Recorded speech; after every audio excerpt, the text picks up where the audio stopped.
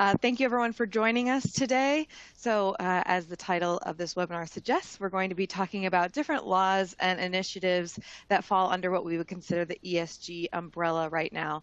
I'm going to touch on, I'll go to the agenda, I'm going to touch on some movement at the federal level, specifically by the SEC, and then we will also discuss some state level initiatives, laws, policies that are both what we would consider pro-ESG and then more on the anti-ESG side, just to give you a full picture of kind of the current snapshot of what's going on in terms of ESG and lawmaking right now. And we'll, of course, try to leave some time for questions, which we will try to leave until the end, just so you know. Okay, so just quickly, what are we even talking about here? So ESG is a term that I'm sure that you have heard. It can mean a lot of different things, and it can mean a whole lot or very little, depending on the context in which it's used. In basic terms, it's a collection of information about a company's operations in three broad areas of activity, as you can see: environmental, social, and governance.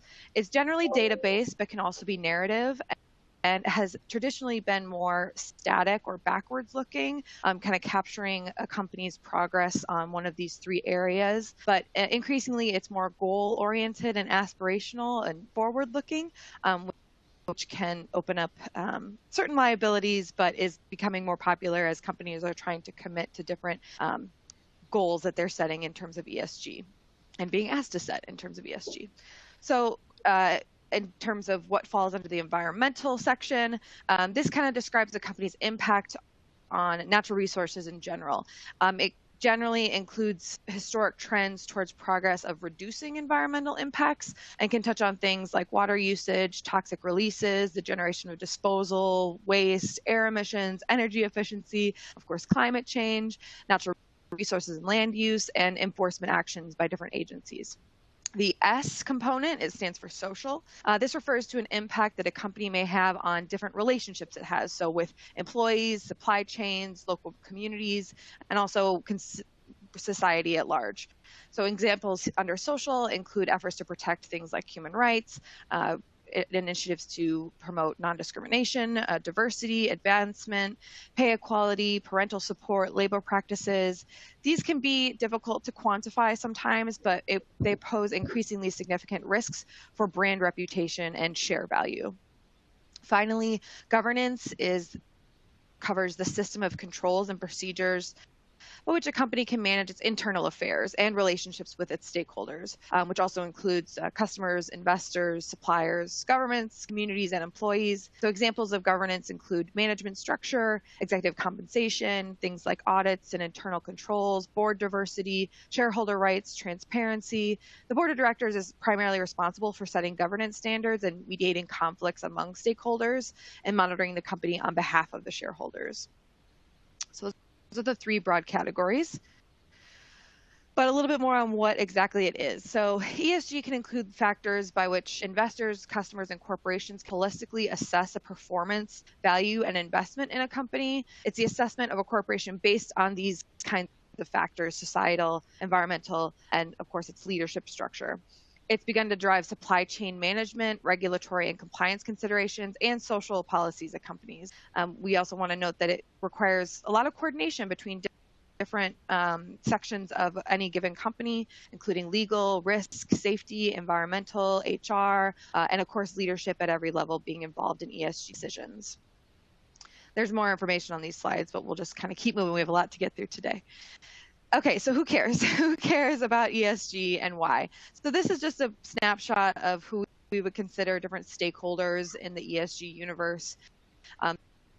This includes groups like employees. So employees care about ESG because they care about anything that could jeopardize a company or their job's viability. They also care, particularly like we covered, about the social aspect. So labor relations, wages, diversity, parity, work-life balance, good governance, and they of course care about things like environmental performance. Governments are considered stakeholders. They, of course, care about compliance in all areas, environmental impacts, labor relations, internal controls. Customers are a very big group of stakeholders in terms of ESG and have driven a lot of what we've seen in the ESG in terms of things that are not necessarily mandated by law, but that companies are choosing voluntarily to participate in. So customers can care about things like product safety, treatment of employees, environmental impacts, raw material sourcing, and social and environmental impacts, essentially anything that could impact the reputation of a company. There's just a couple more listed here, including traditional shareholders and activist shareholders, investors. They all care about things that can impact the profit or share price of a company, and evidence of behavior that might violate an ethical or social norm of the shareholder. Suppliers and other parties in a supply chain care about ESG of a given company for things like their environmental impact, their manufacturing and labor practices, and their internal controls. So again, just a snapshot of who actually cares about what we're talking about today. Okay, now we'll jump into an initiative at the federal level that you have likely heard of or may have heard of. So in March of this year, in March 2022, the Securities and Exchange Commission proposed a draft rule that would require companies that disclose to the SEC, so publicly filing companies, to disclose certain information relating to emissions that would impact climate-related risks as the SEC sees it. So the rule is still in proposed form. The agency had initially indicated that it would be in a position to probably publish a final rule around October of this year. However, on October 7th, the SEC announced that the comment period was going to be reopened for the rule because there were some technical issues about comments being submitted through the Commission's internet form, and they weren't necessarily received. Hundreds, if not thousands, of people submitted comments. Companies submitted comments, individuals submitted comments, but the SEC discovered that there was some technical glitch, and so it is still considering comments. That comment period closed in October, the second one, and so we are not sure when the final rule will come out, but the SEC had indicated it was still hoping by the end of this year. Who knows? Maybe that'll happen in the next 3 weeks, or we're looking at probably early 2023. But we can talk about what the proposed rule itself looks like. So the proposed rule covers 7 greenhouse gases. Just list them quickly. They're the 7 greenhouse gases covered by the Kyoto Protocol. It includes carbon dioxide, methane, nitrous oxide, hydrofluorocarbons, perfluorocarbons, sulfur, hexafluoride, and nitrogen trifluoride. This is important because these gases have to be disclosed both in the aggregate, so in total, but also in the disaggregate. So companies have to actually track how much their emissions constitute each one of these 7 greenhouse gases. So let's talk about scopes quickly. This is a big part of the proposed rule. So Scope 1 emissions cover all the direct greenhouse gas emissions that a company has. So anything that is directly emitting out into the environment. These are things that are sources that are controlled by the company or owned by the company, and so they are should be theoretically easier to capture and understand because they are under the control of the company itself. So that's Scope 1. Scope 2 are emissions that primarily result from the generation of electricity that is purchased and consumed by the company. So anything that the company needs to run its operations. What are the emissions results from that electricity purchase? So again, should be theoretically easier to understand and get a grasp on because it's something that the company is purchasing directly from a power company. All companies filing with the SEC under the proposed rule are required to report on Scope 1 and Scope 2 emissions. Those are a little bit less controversial. The big controversy in this proposed rule are Scope 3 emissions. So Scope 3 emissions are all other emissions. So indirect emissions that are the consequence of a company's activities, but they are generated from sources that are not owned or even controlled by the company. This is any other party up and down a supply chain, customers using the product, any other emissions that are related to the use of what this company does. So these are much more difficult to grasp and to get information on. And it's a big way in which the SEC proposed rule is going to impact not just publicly filing companies, but any company that has a relationship with a publicly filing company. Because if the publicly filing company has to report on Scope 3 emissions and you are somewhere in that supply chain, even if you're a privately held company, you might be asked to provide that information to that filing company. Now, there are a lot of caveats around Scope 3. And the SEC certainly not acknowledged in the proposed rule that this is a difficult number to capture. So they only apply to certain types of filers, so large filers. They only need to be disclosed if the company considers the emissions material, which is its own separate webinar on what's material considered by the SEC. Or if the company has set a greenhouse gas emission reduction target that would include any one of these 7 greenhouse gases, which it likely would. So scope 3 is one of the big controversies of this rule. What else does the proposed rule do? So there are other requirements besides just reporting the actual emissions of a company. It also includes things like reporting on the oversight and governance of climate-related risks by the board and management, including how those risks are reported and how often, how climate-related risks have or are likely to have a material impact on a business, including their consolidated financial statements, and this includes considerations over the short, medium, or long term, how any climate-related risks can potentially affect a company's strategy, business model, and outlook, and then a company's processes itself for identifying, assessing, and managing climate-related risks. So again, this proposed rule gets not just at what are your emissions, but what are your processes for identifying your emissions, for identifying risks related to climate change, things like sea level rise, and requiring companies to report on this. So finally, just a little bit on the liability provisions of this proposed rule. Again, this is not the final rule, so we'll see what it actually looks like. But as it's drafted right now, a company has to file these disclosures rather than furnish, and this impacts the liability it has for providing the information. So the information itself is subject to potential liability under certain provisions of the SEC's past acts. So scope 3 emissions particularly would have a special safe harbor from certain forms of liability because, again, the SEC has acknowledged that they are difficult to gather and quantify. So these disclosures are not going to be considered fraudulent statements unless it can be shown that the statements were made without a reasonable basis or essentially were disclosed in bad faith. There are existing safe harbor provisions for forward-looking statements that already exist within the reporting regime of the SEC filing, and then those are going to apply to this kind of information as well. We won't get into the details of all the liabilities a company might face, but just know that there are provisions within this proposed rule that make this information subject to any other information that a company might disclose to the SEC in their filings. Okay, and with that, I am going to turn it over to Byron McLean to talk a little bit about some state laws. Thank you so much, Hillary. My name is Byron McLean. I am a partner in Foley's Los Angeles office and a member of our ESG group, also a civil litigator and white-collar defense attorney here in Los Angeles. And as Hillary mentioned, the SEC has proposed some rules that have not been implemented yet. But on the state side, many states have been more aggressive and actually have implemented state laws. And these can be broken down into states that are pro-ESG, have submitted pro-ESG and implemented pro-ESG state laws, and those that have admitted laws that are kind of anti-ESG. And if you look at this map that's on the screen now, this is a map that was produced by Bloomberg News. And quite frankly, it kind of looks like a political map, right? And unfortunately, that's because ESG legislation has been quite politicized in the various states into kind of red and blue states. Blue states being those that have passed pro-ESG state laws, and red states being perceived as those that have passed anti-ESG laws.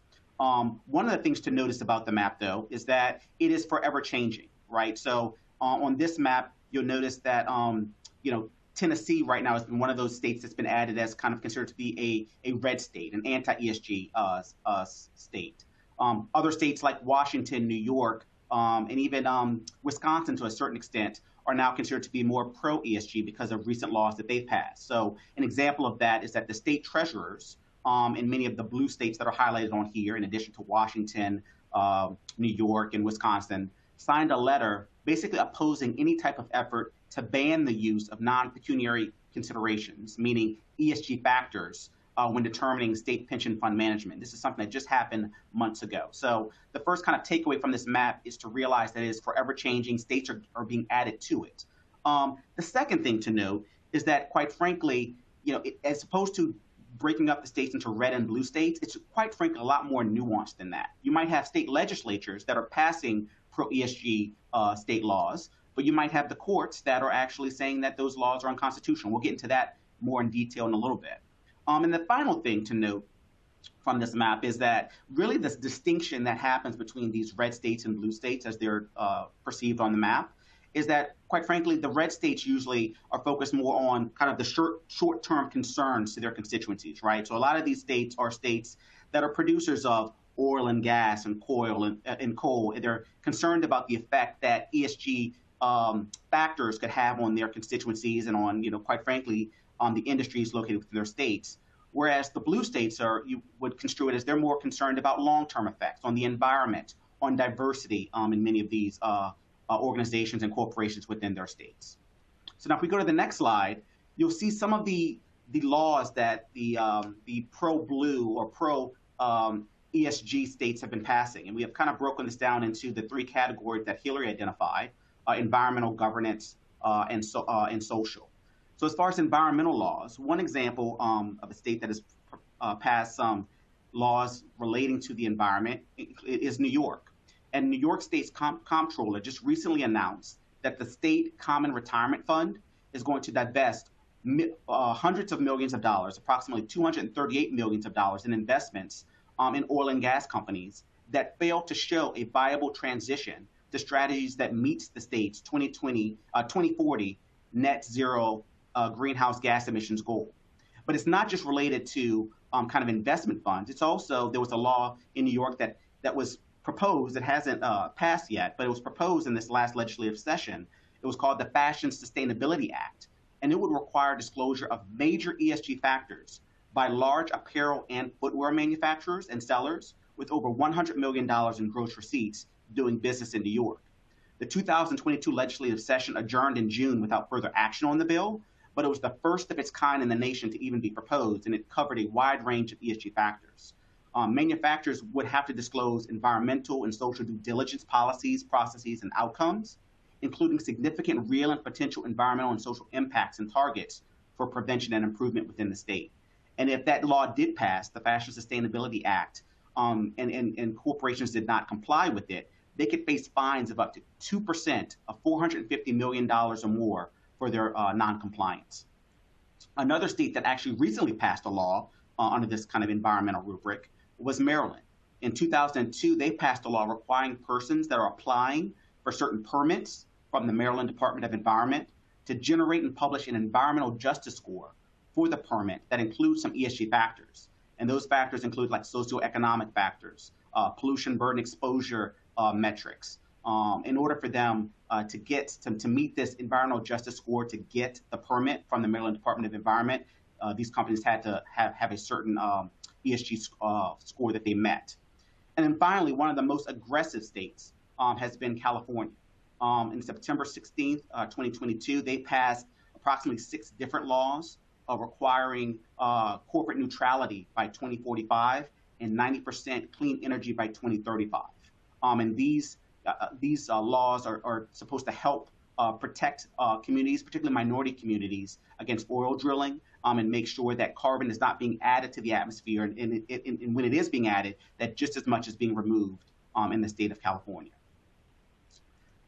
Now, on this next slide, you can see some laws that are being that have been initiated based on kind of under the social rubric that Hillary mentioned, and the social rubric can kind of be broken down into kind of 3 different areas, three different cases for diversity that a lot of states are making. One is the moral case for diversity. The second is the business case for diversity. And the third case is the legal case for diversity. Under the moral case for diversity, a lot of states are saying, look, we want our companies to have diverse boards, diverse workforces, quite frankly, because it's the right thing to do, right? Workplace diversity increases job and life satisfaction, particularly for women and minority groups that work at these companies. They also feel as if diverse companies are better positioned to understand the changing needs and develop winning innovators at these companies. But quite frankly, the moral case has been replaced often by a business case for diversity, because they feel as if a lot of these states feel as if the business case will resonate more with investors, resonate more with stockholders, and we're all kind of motivated by the financial aspect behind it, or will be more motivated. And quite frankly, McKinsey and Company published 3 articles over the past 5 or 6 years. Starting in February of 2015, they had an article called Why Diversity Matters. In January 2018, they followed that up with an article called Delivering Through Diversity. And then finally, in May 2020, they had an article entitled Diversity Wins. And in these articles, McKinsey basically makes the business case for diversity, right? It says that companies which have more diverse workforces and leadership are more successful. More gender diverse companies, this article claims, are 15% more likely to outperform companies with less gender diversity. Ethnically diverse companies are 35% more likely to outperform companies with less ethnic diversity. And quite frankly, companies with the highest degrees of ethnic and cultural diversity are 33% more likely to outperform less diverse companies, and companies with more diverse boards are 43% more likely to experience higher profits. These are some of the statistics that McKinsey and Company put in their articles, and what has been used by these pro-ESG states in order to implement specifically social diversity legislation in their states. Now, to be fair, there are industry reports and academic studies that disagree with this business case for diversity, and that they say that there is not a nexus between financial value and diversity. There's no causal relationship. And one of those articles was published in The Economist. Nevertheless, states again like California, which is one of the most aggressive states, in 2020 adopted a pay data reporting law, which requires private companies to report on employees in EEO1 job categories, meaning race, gender, ethnicity, and the relationship between their respective pay bands, and to show what the correlation between the two. Another aggressive pro-ESG state, Illinois, in 2021 adopted a similar law, which means that these companies in this state now have to provide that data in their corporate filings. Because of this renewed interest in these laws that are being passed, encouraging diversity within corporations, what some corporations have started doing is implementing racial equity audits or civil rights audits. And which these do is that basically it is an independent, objective, and holistic analysis of a company's policies, practices, products, services, and efforts to combat systemic racism and gender discrimination in order to end discrimination within or exhibited by a company with respect to its customers, suppliers, and other stakeholders. Basically, it's allowing the companies, when they do these racial equity audits or civil rights audits, to figure out where they're weak and where they're strong in terms of DEI, diversity, equity, and inclusion. But I will tell you the metrics and standards that are used in these different audits is very widespread, and it really depends on the company. So for example, some companies have done these audits in relation to retention or recruiting. They'll focus on their C-suite executives. They might do an audit in relation to top paid versus low paid workers and how those are affected by diversity. The audit might include whether the companies support DEI efforts, but at the same time are lobbying against them, or the treatment of their customers, or the targeting of their products, or the political contributions which they make, or quite frankly, all of these factors. But what is encouraged, and why these racial equity audits are becoming more prevalent, is because institutional investors and shareholder proposals are being submitted pursuant to Rule 14A8 of the Securities Exchange Act of 1934 to encourage these racial equity audits. And some of them actually got passed in 2022. And you've had some companies that have actually already engaged in some of these racial equity audits. So for example, Facebook in 2018 and Starbucks in 2018 did these racial equity audits, and also Amazon. And what it does is that when they do these racial equity audits, it's very important for them to be public because they build trust with the stakeholders by sharing the results. But it's also very important for them to be conducted by independent third parties to ensure their integrity and credibility. And then finally, on the last slide that I wanted to talk about in relation to governance issues, you'll see that although the business case by many states is being made for why there should be diversity on boards, quite frankly, a lot of this didn't resonate in some states, and they found that even though they were making the business case for it, and they were trying to pass resolutions in order to encourage there to be more diversity on boards, they weren't seeing the results that they wanted to see. So in particular in California, in 2013, California legislatures passed a resolution encouraging more board gender diversity. But 5 years later, they found that the increase in gender diversity on boards in California only increased from 15.5% to 16%. Over 5 years, only 0.5% increase. So as a result, states like California in 2018 was the first state to legally mandate that board diversity had to occur in states that had their headquarters in California and that were publicly traded. And that was passed by California Senate Bill 826 and Assembly Bill 979, which in both of those states, basically Senate Bill 826 mandated gender diversity and Assembly Bill 979 mandated ethnic diversity. But you can imagine there was strong pushback, and actually a lawsuit ended up being filed challenging those state laws. The Judicial Watch sued organization funded a lawsuit to sue the California Secretary of State. And actually, just this past summer, those two laws were found to be unconstitutional because the court held that they violated the Equal Protection Clause of the state's constitution. Now, those cases are now before the California Court of Appeals, and they're moving forward in that realm. But you can imagine that, look, in a state like California, those laws might end up being the decisions by the superior courts could end up being overturned, and many people think that it's actually going to go to the California Supreme Court, and quite frankly, may eventually go to the United States Supreme Court. But overall, and before we get to the next section, overall, the kind of key takeaways that I would say from the pro-ESG state laws that are happening is, one, more laws are being passed in pro-ESG states every day mandating pro-environmental and diversity policies. Two, more institutional investors are requiring pro-ESG policies from the companies that they're investing in. Three, I would note that states are being sued based on the enactment of these new laws, but at the same time, companies could face penalties for not following the laws to the extent they are upheld. And four, I would note that in order for companies to, quite frankly, proactively avoid some of the litigation, some of the lawsuits, to avoid losing investors or the potential violation of these pro-ESG state laws, what many companies are doing are on their own volition, increasing their environmental and diversity demographics on their boards and in their workforces, because they view that it is something that they do agree with the business case for the ESG factors. However, I would note it is very, very important for these companies not to represent that they're doing something as far as environmental, social, and governance factors unless it is true, because many companies are getting in trouble by representing that they're implementing pro-ESG policies when actually they're not doing so, and it's considered to be greenwashing. And quite frankly, that could be more drastic to companies if they're called out on the false representation that they're making, as opposed to actually trying to implement some of these policies as well. And with that, I will turn it over to my colleagues, Ed and John, to talk about some of the anti-ESG state laws that have been implemented.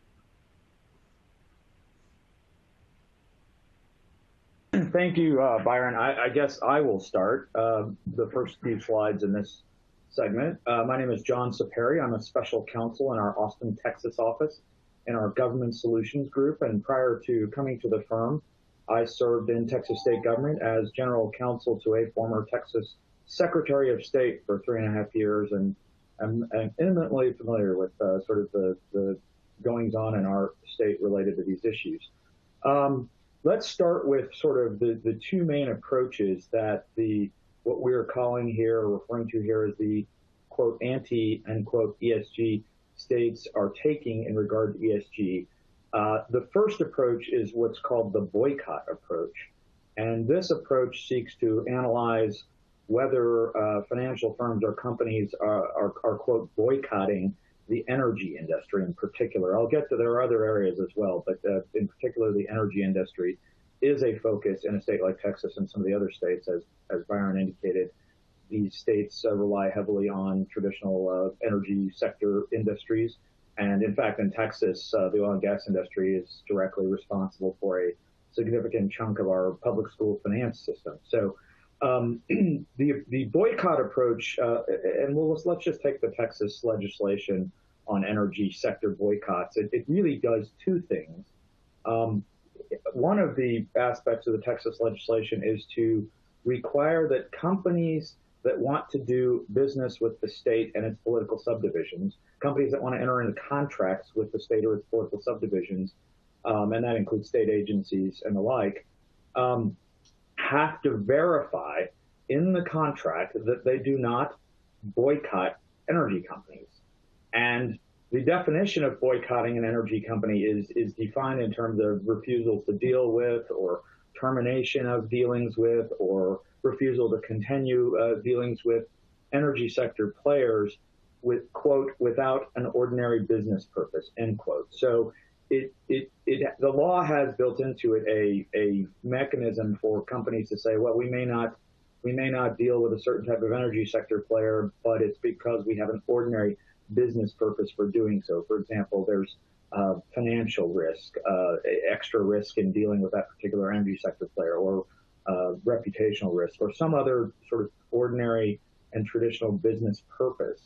But if a company cannot make this verification that it does not boycott energy sector players, in the absence of having an ordinary business purpose, then the state is not going to contract with the company. And this is I'm going to talk a minute about sort of the divestment side of the boycott approach.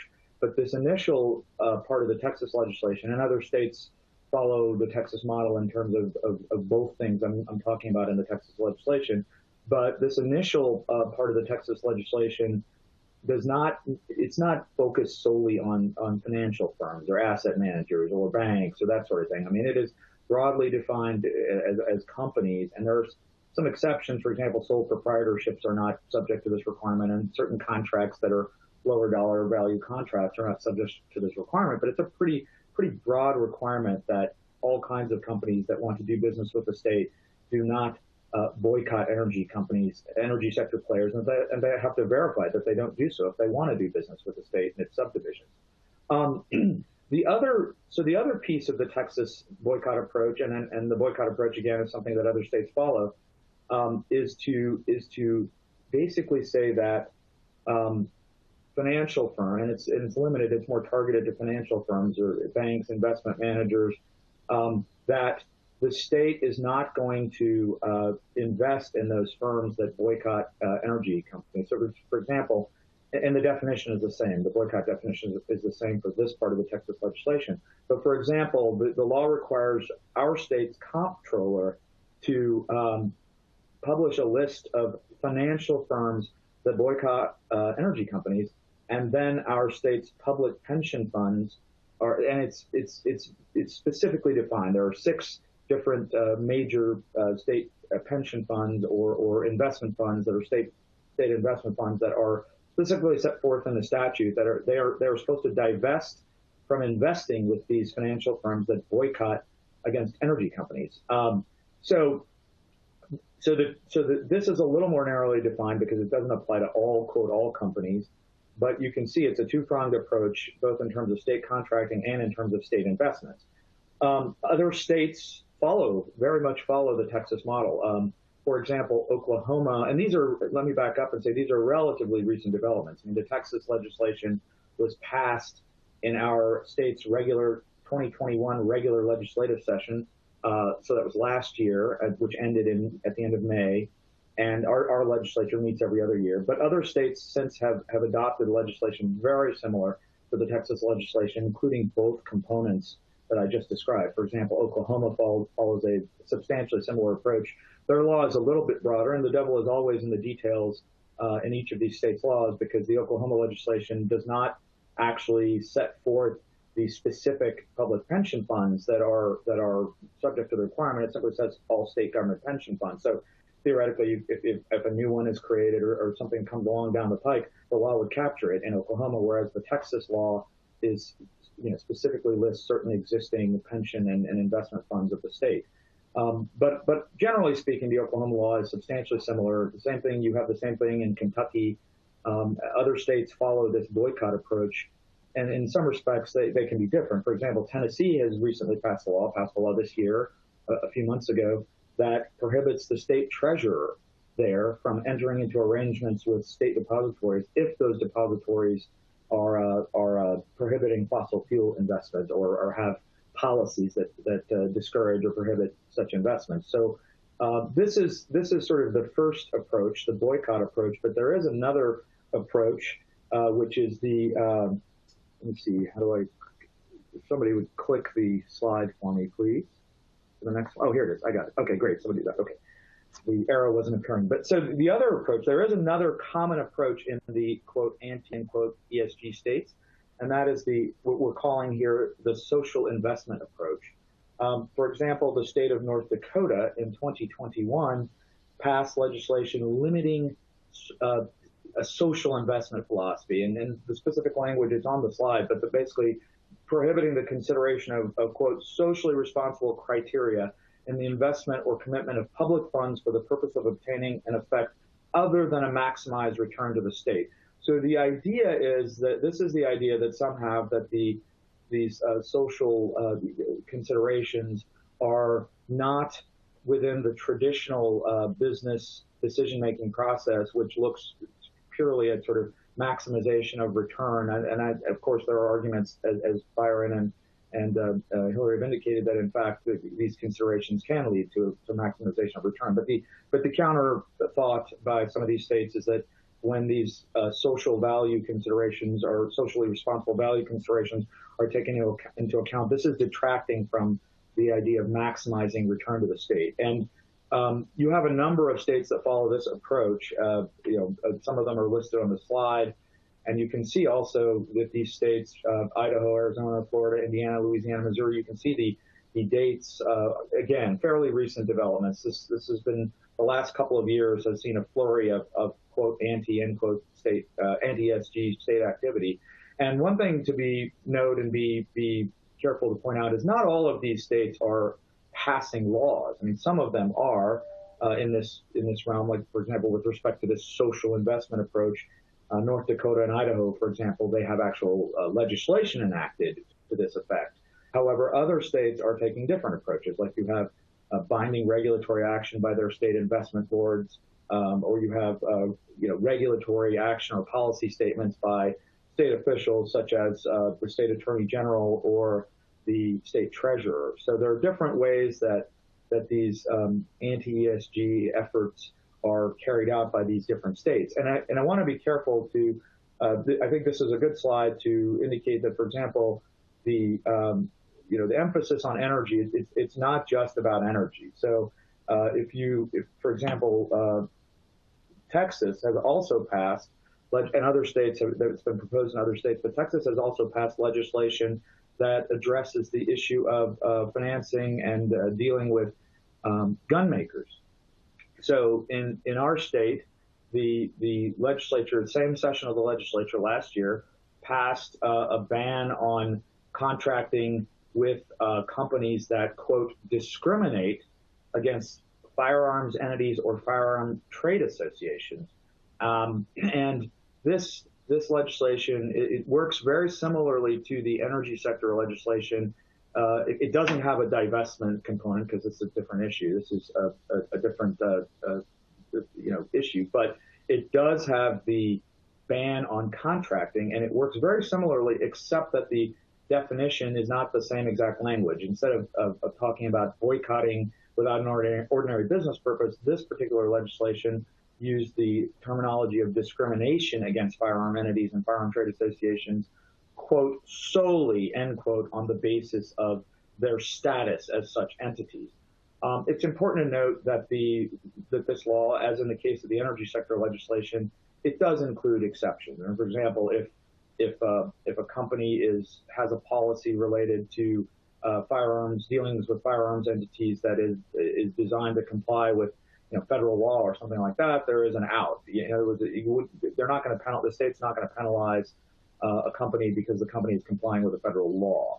Additionally, there are some exceptions similar to the sort of the language in the energy sector legislation in Texas that allows for an exception when specific decisions are made with respect to specific customers or entities based on traditional business reasons. So, if a company takes a look, for example, at a maker of a certain kind of weapon and sees a financial risk in financing that weapon, there's an argument, at least under the law, that there's a specific reason relative to those types of makers and to that potential customer, that is a specific and traditional business reason not to proceed in dealing with that party, and that it is not a refusal to deal or to engage in trade or goods and services with that party solely based on the fact that it is a firearms maker.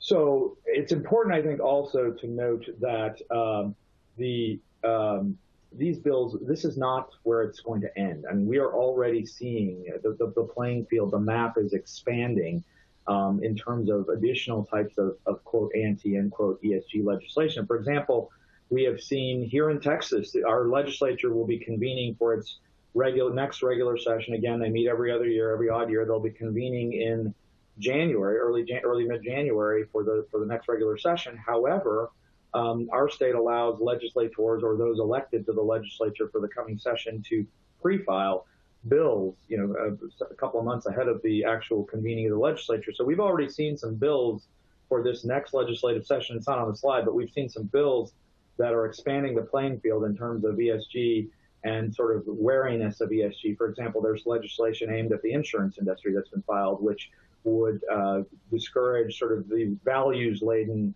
decisions, social values-laden decisions in the insurance industry.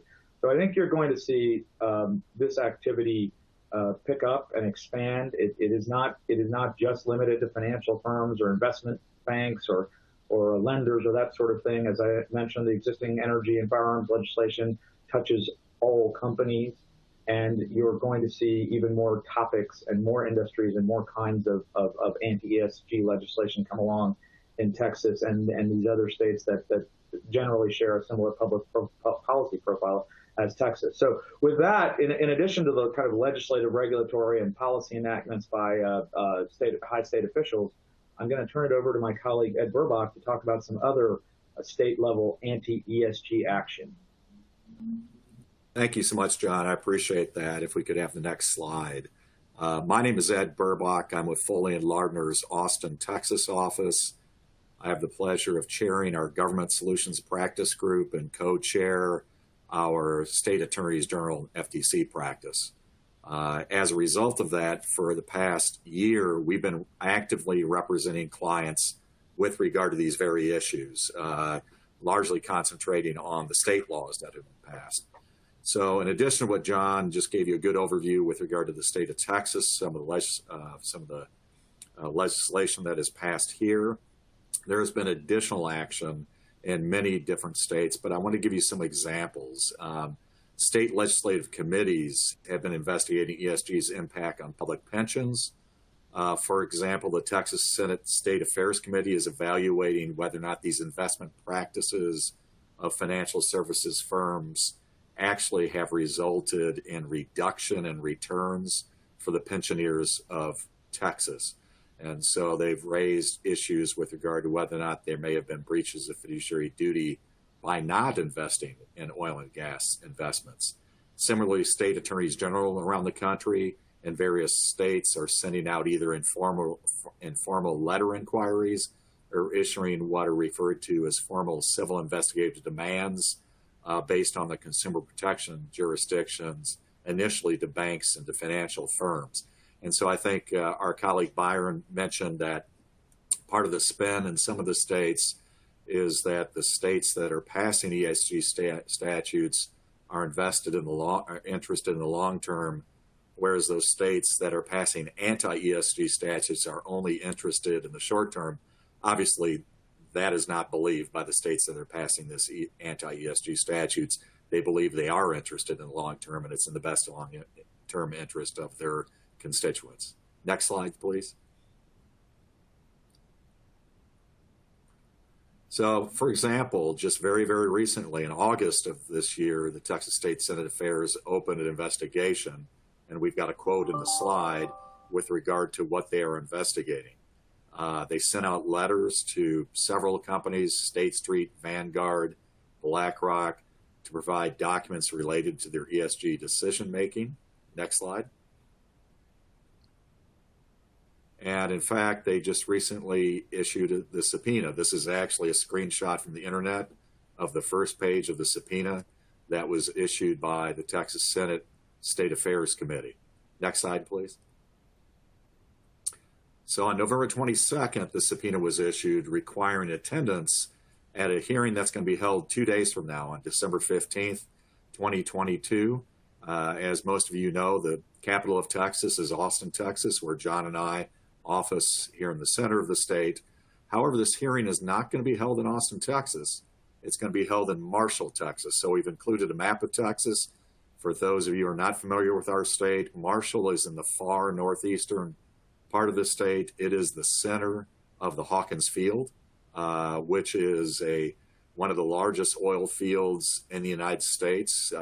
For those of you interested in history, most of the oil and gas that fueled the World War II effort came out of the Hawkins Field in East Texas.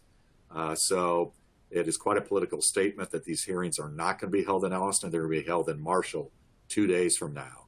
This particular subpoena requested very significant documentation. We've got the quote in this slide for books, papers, etc., related to ESG factors. And on this slide in the lower right-hand side, that is actually the Marshall Courthouse where the State Senate Committee, it's the old courthouse of Harrison County, Texas, where the hearing will be held in 2 days. Next slide, please. So what else did the State Senate Affairs Committee seek? It requests actually attendance by certain individuals. It gave, for example, an alternative to one of the recipients, BlackRock, to make available at the hearing in Marshall, Texas, one of the following 6 people that are on your slide. So bottom line is top executives from the institution have been subpoenaed to attend in Marshall, Texas, 2 days from now. Not the easiest place in the world to get to is Marshall, Texas, but obviously that was meant by the Senate State Affairs Committee to send a message to some of the financial institutions. And the hearing, again, will be held in 2 days. Next slide, please. This slide, a little hard to read. My apologies, I put this together, but we wanted to give you an example for those of you who do not do state AG work. You may not be familiar with civil investigative demands. This is actually a screenshot from the state of Missouri's Consumer Protection Statute. So the best way to think of a civil investigative demand, and we've seen a lot of litigators get in trouble with this. And by the way, I used to run the litigation for the state of Texas under our current governor, Greg Abbott Wood, and he was Attorney General. When I first came into the AG's office, I had been a maritime lawyer in Houston for 16 years and was quite accustomed to litigating matters in federal and state courts throughout this part of the country. However, I had never dealt with a civil investigative demand. A civil investigative demand is a unique creature, is only afforded to governmental entities, obviously the FTC at the federal level, for example, but within states, it typically is afforded to their consumer protection divisions, their Medicaid fraud divisions, and their antitrust divisions. And in this case, the states are using their consumer protection division civil investigation demand authority to seek information. It's very dangerous to consider those. Many litigators make the mistake of thinking they're just requests for production. They are not. There are different rules that apply to civil investigative demands, and many companies make the mistake of trying to block civil investigative demands, which if you're in retail, the worst thing that can happen is overnight you have a story about how you're trying to prevent a state AG from conducting an investigation. So it's something that should be taken very, very seriously and afforded the deference that is needed to make sure your company doesn't run into trouble by improperly fighting a CID. Next slide, please. So what's happened? In September, 19 state attorneys general, all Republicans, publicly issued consumer protection civil investigative demands. And the reason we underline the word publicly is historically that would have been very unusual. And so typically most state AGs over the years would issue civil investigative demands, but confidentially, because the philosophy would be that the recipients of the civil investigative demands are simply under investigation, or perhaps they're investigating another entity or individual and trying to learn information about that investigation. So historically, the AGs would not have made the fact of a CID being issued public at all. In this case, they did. And so they sent CIDs and made it very publicly. We're sending CIDs to 6 major banks. We've listed them on the slides. This particular investigation is led by the state of Missouri. Of relevance, Missouri Attorney General Schmidt, who issued the CIDs, just last month was elected to the U.S. Senate. It also is being led by our own state of Texas, but also Arizona. The Attorney General Arizona Brnovich will no longer be Attorney General in January. He was term limited out, ran for U.S. Senate, and lost his bid in the primary. The Attorney General of Texas, Ken Paxton, was reelected by a double-digit majority, so he will still be the Attorney General of Texas. And the Attorney General of Kentucky, Cameron, a protege of Senator Mitch McConnell, just announced his 2023 run for governor, but he will be Attorney General through 2023. I also put on this slide the other states who have joined the investigation into these banks. They're on your screen. And 5 others have joined, but their state statutes do not allow them to make public their issuance of CIDs. So those other 5 states have not been publicly named. But the bottom line is these are very, very serious investigations that can reach into almost anything that's held by these companies with certain limitations that are limited upon what can be produced and have to be produced by these companies. Next slide. This is a picture of Attorney General Schmidt from Missouri with regard to his CID. He led the 19 states, but this is actually his press release on October the 19th.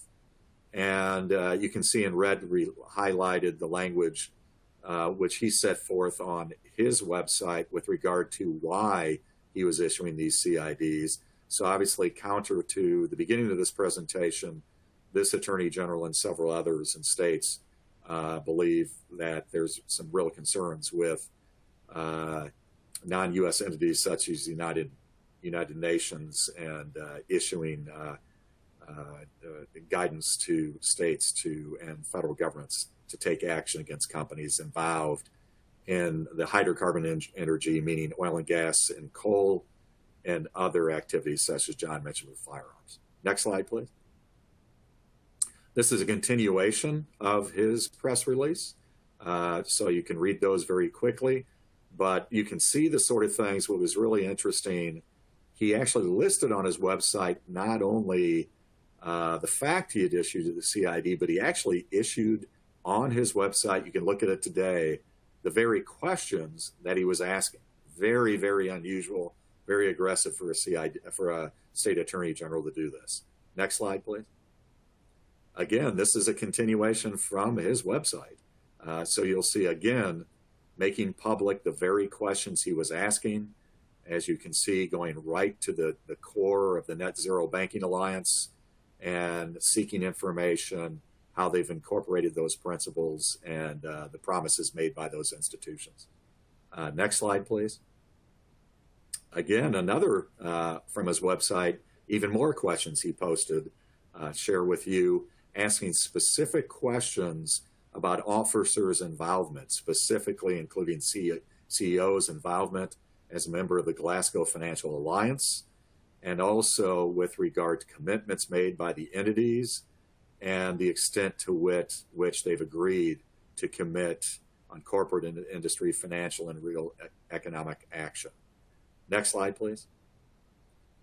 Other states, anti-ESG actions. The state of Florida just last week, December the 1st, I guess 12 days ago now, the Florida's chief financial officer, Petronas, indicated that he would pull funds from asset managers seen as being too ESG focused, and specifically to terminate contracts which were being managed of $13 billion being managed for the state of Florida. So very significant action by the state of Florida. Next slide, please. On November 4th, 2022, this is not a state action, this is a federal action by 5 U.S. senators, but an interesting shot across the bow, but this time to law firms themselves. These letters went out to 50 law firms, so much important for a law firm to receive those letters, threatening those law firms with taking actions that could be seen as anti-competitive actions by law firms themselves. Next slide, please. And also, you may have been familiar with the November 22 22 meeting just a few weeks ago in Europe. But also what was interesting as a result of some of these anti-ESG actions, some of the countries did not attend, most relevantly China and India, which is interesting because obviously the anti-ESG statute states and actors have taken the position that if you don't have China and India and Russia on board, everything that can be done here with ESG just will have no permanent effect because you don't have the biggest polluters involved in these actions. Next slide, please. Also, anti-ESG funds have been formed, and we give an example here of Strive funds that have actually set up investment funds as alternatives to ESG products. Next slide, please. Next slide, please. We at Foley and Lardner thank you very much for attending, and we'll turn to your questions that you've submitted through the chat function or otherwise. First question we had was from Jamie Class. When will the proposed rule be adopted, referring to the SEC rule? And remind us, what is the difference between furnished and filed? So Hillary, I'll turn that question to you since that was part of your presentation. Yeah, absolutely. Thanks so much, Ed. So the difference between furnished and filed essentially applies to what liability attaches to those statements. Furnished statements do not have certain liability, particularly under Section 18 of the Act, but the way to think about it is statements that need to be filed are held to higher scrutiny. Liability attaches to them for any statements that are shown to be incorrect or other specific provisions about liability that attaches to filed statements. Furnished statements are less scrutinized. They are not subject to certain kinds of liability. It all depends on what type of information the SEC is asking for. So because the information under the proposed rules is required to be filed, or a significant amount of the information is required to be filed, it just shows that the liability provisions of the Securities and Exchange Act do attach to these disclosures. As far as when we expect it to be adopted, it's a great question. Again, it was expected by the end of 2022, but because of that technical glitch where they had to reopen the comment period, we're probably looking at the early 2023. It could be any day, though. They really haven't made any definitive statements about when they plan to publish the final rule. Very good. We had some questions dealing with the survey questions, so we put that back up on the screen so you can enter your CLE code. Do we have any other questions for our panel?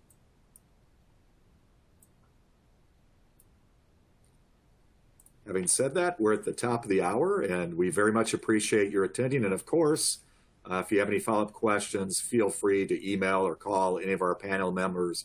We'll be more than happy to answer any questions you might have after the presentation.